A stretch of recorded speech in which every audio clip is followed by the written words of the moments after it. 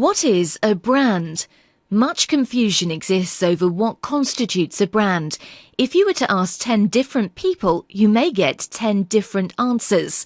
Let us start this training by reaching agreement on what a brand is through the use of an activity.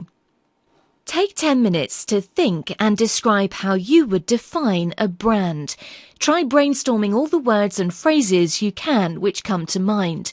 You should be able to come up with at least 5 words which describe what we mean by a brand. As part of this exercise, you should canvass opinion amongst your work colleagues to gather a wider viewpoint. It is commonplace when we think of brands to think of logos. Logos are the design element of a brand name. You may recognise some of the brand names on this slide. However, for successful marketing, we need a different and deeper view of what constitutes a brand. A logo by itself does not explain why we may choose to buy financial services from Marks & Spencer's, for example, or why we may wish to try a new variety of Cadbury's chocolate, or even why we may buy a mobile phone contract from Tesco. All of these decisions would be unlikely to be changed should the logo be even dramatically redesigned. This tells us that the logo, by itself, has very little impact on our purchasing decisions. So if a brand is not a logo, what is it? In textbook terms, a brand is defined as a trademark or distinctive name identifying a product or a manufacturer. However, such a cold definition does not help us to understand what a brand really is or its power to transform a business. We need to define a brand in a way which is more meaningful. Branding experts say that a brand is a promise. But a promise of what exactly?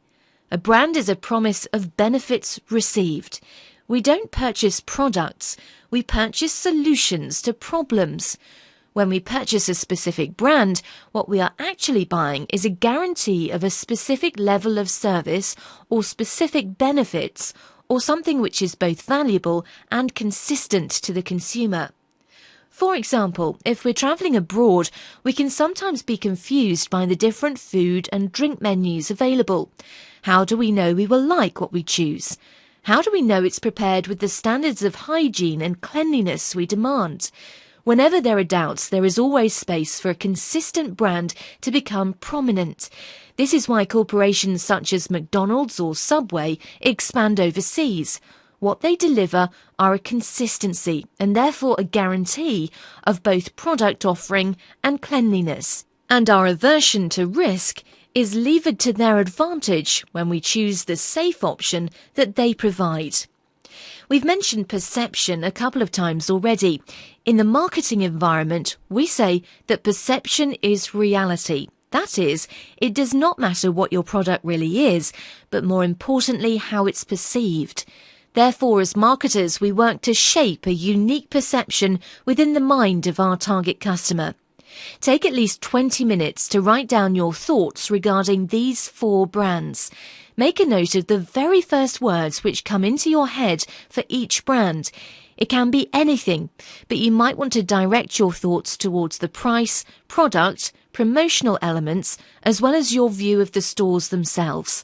Have some fun and try this exercise with your colleagues. Do they think the same as you? A strong brand should be perceived consistently across the same target market. Which words did you associate with which brand? Is there any similarity with the suggestions on this slide? Traditionally, Harvey Nichols is seen as expensive, stocking designer brands and being very exclusive. The pricing, store design, brands and limited number of outlets support this. Selfridges is considered good quality also, but with more mainstream rather than exclusive designer names. Price would be lower than Harvey Nichols, but still relatively expensive compared to the traditional high street. George, actually the largest high street clothing retailer, is considered good value, that is low price, but reasonable quality. And with no disrespect to the George brand, it is obviously in a different marketplace compared to Selfridges and Harvey Nichols. Marks & Spencer's is an interesting case. How would you describe M&S with regards to their clothing range? All other three brands have a clear position in the market, whether it's high price, high quality, or low price, low quality. M&S, however, sits somewhere in the middle, competing against a large number of competitors and struggling for a clear position. After a number of unremarkable years, M&S have now invested heavily in their range and their promotions to try to break away from the middle ground and be perceived to be in the higher end of the quality stores. If you completed this exercise with colleagues, how did your answers compare? If you shared the same thoughts for a particular brand, then this is good news. It shows the efforts of the brand manager to achieve a consistent message have worked. If your perception of a brand was not consistent, then the brand communications needs to be more consistent with their message. Here is a further well-known example. Like the airline industry, the hotel industry has undergone some radical change over recent years. Hotel accommodations become affordable to the masses. However, this hasn't resulted in a fall of quality necessarily, but rather a focus on those parts of the service offer which are of most importance to the customer. Extras which add to the price, but which add very little in terms of satisfaction, are removed from the offer or have been made chargeable. For any multi-location franchise to be successful in the long run, it must consistently deliver those important benefits to the user, regardless of location. Consider Premier Inn. Geographical coverage is as an important part of their offer as the price. However, the focus on three core benefits delivered consistently across multiple locations has the effect of building their desired perception of a great night's sleep. Those three elements are comfort, cleanliness, and competitiveness. If through our experience of their hotel we expect to consistently receive these three elements, then they have succeeded in delivering a strong brand.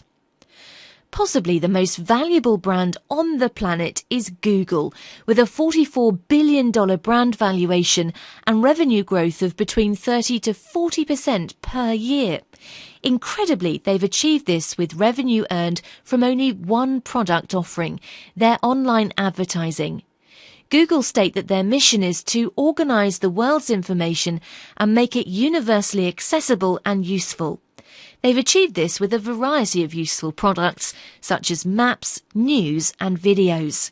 However, despite the innovative delivery of information, the truth is that we can search and find information in a variety of ways. So what makes Google so popular? The reason Google is so successful is the consistency of the benefits the service delivers. That is, when consumers use Google services, they know they have the best chance of receiving relevant information quickly. Google gets it right most times, delivering relevant information. Providing they keep offering relevancy in each of their services, they will continue to attract users and continue to earn advertising revenue. Now, let's turn to your brand or company. Take 10 minutes to consider how you would like to be perceived. Focus on questions such as, what level of pricing do you desire? What perceived level of quality are you aiming for? Is your desired positioning unique, or is it crowded in the middle with lots of other indistinct offerings? Are there any particular customer benefits you would like to specifically focus on and plan to deliver consistently? Be as honest and as subjective as you possibly can. Find areas to strengthen the communication of your offer with your price, product, place, and promotional activities.